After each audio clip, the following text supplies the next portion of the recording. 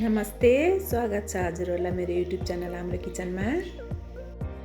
मैले आज टमाटर र लसुनको अचार बनाउन गइरहेकी छु। हजुरहरूलाई कस्तो लाग्छ अन्तिमसम्म हेरेर सपोर्ट गरिदिनु होला। हजुरहरूले मेरो युट्युब च्यानल पहिलो पटक हेर्दै हुनुहुन्छ भने फेरि पनि यस्तै भिडियो हेर्नको लागि सब्स्क्राइब पनि गरिदिनु होला। अब मैले ढिला नगरी अचार बनाउन जाँदैछु। अचार बनाउनको लागि मैले आधा केजी लसुन र 1 केजी टमाटर लिएकी छु। लसुनलाई राम्रोसँग फोकिसकेकी छु। टमाटरलाई सफासँग धुँदैछु।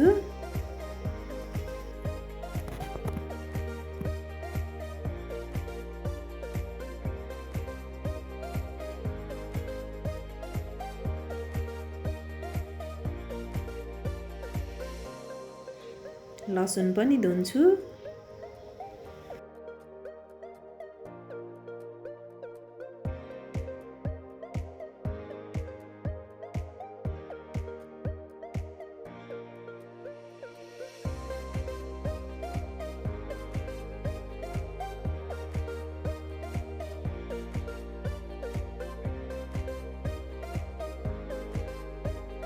यसको लागि मैले 50 ग्राम तोरी लिएकी छु।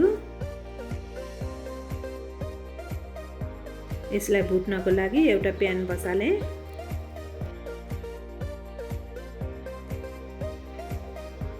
यो तोरी राखेर यसलाई हल्का भुट्दैछु। तोरी भइसकेको छ।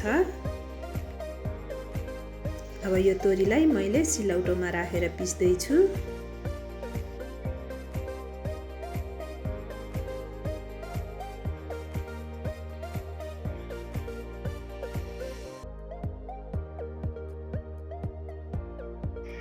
अब मैले यो टमाटरलाई मसिनो गरी काट्छु।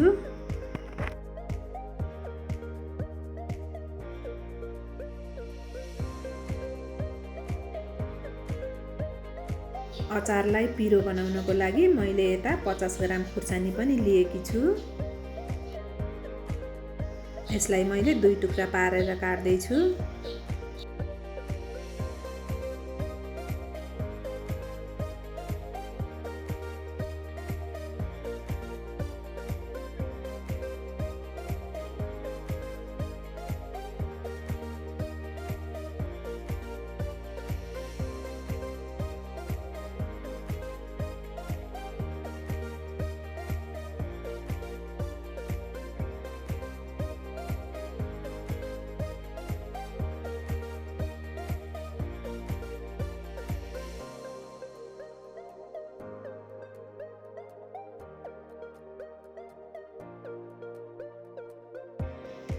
अब मैले अघि काटेको टमाटरमा अघि फोकेर राखेको लसुन राखिदिएँ।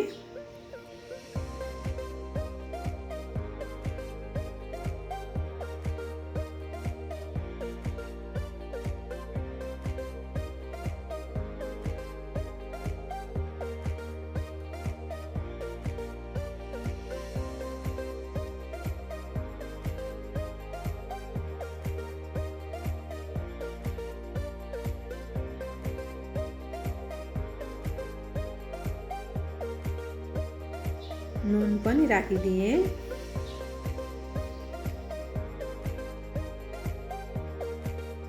बेसार, लाल मिर्च पाउडर,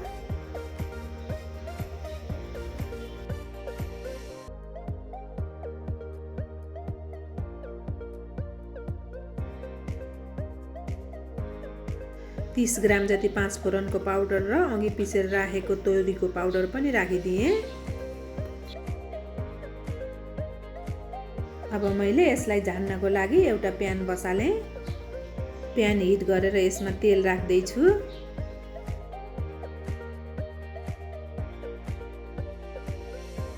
तेल हिट भइसकेको छ। यसमा 1 चम्मच मेथी राखिदिएँ।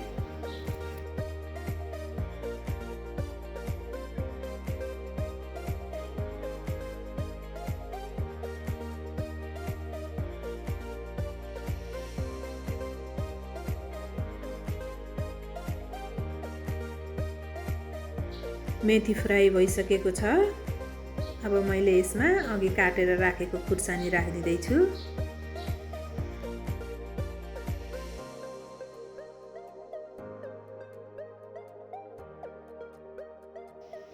अब यो तेलले यसलाई झान्दैछु।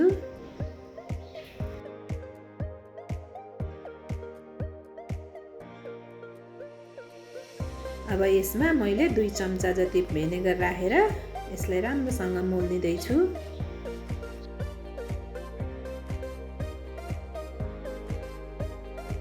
यसरी राखेको अचार लामो समयसम्म त रहँदैन, 20-25 दिनसम्म राखेर खान सकिन्छ। खानको लागि एकदम मिठो र टेस्टी पनि हुन्छ। राम्रोसँग मिक्स गर्नुपर्छ। मैले यसलाई मजाले मिक्स गर्दैछु।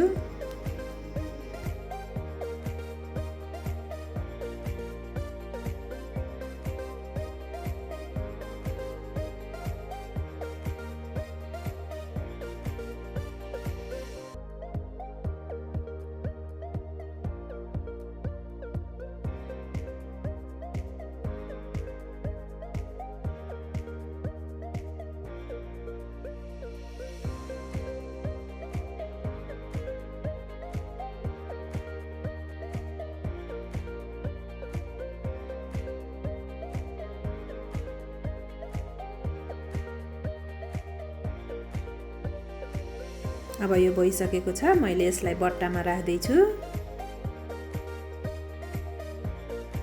अचार राख्नको लागि सकेसम्म सिसाको भाँडो प्रयोग गर्नुपर्छ। सिसाको भाँडोमा राखेको अचार बिग्रदैन र लामो समयसम्म रहन्छ पनि। हजुरहरूले मेरो भिडियो अन्तिमसम्म हेरिदिनु भएकोमा हजुरहरूलाई धेरै धेरै धन्यवाद। हजुरहरूलाई आजको यो भिडियो कस्तो लाग्यो कमेन्ट बक्समा कमेन्ट गरिदिनु होला। यदि राम्रो लाग्यो भने लाइक र शेयर पनि गरिदिनु होला। Thank you. See you in next video. By.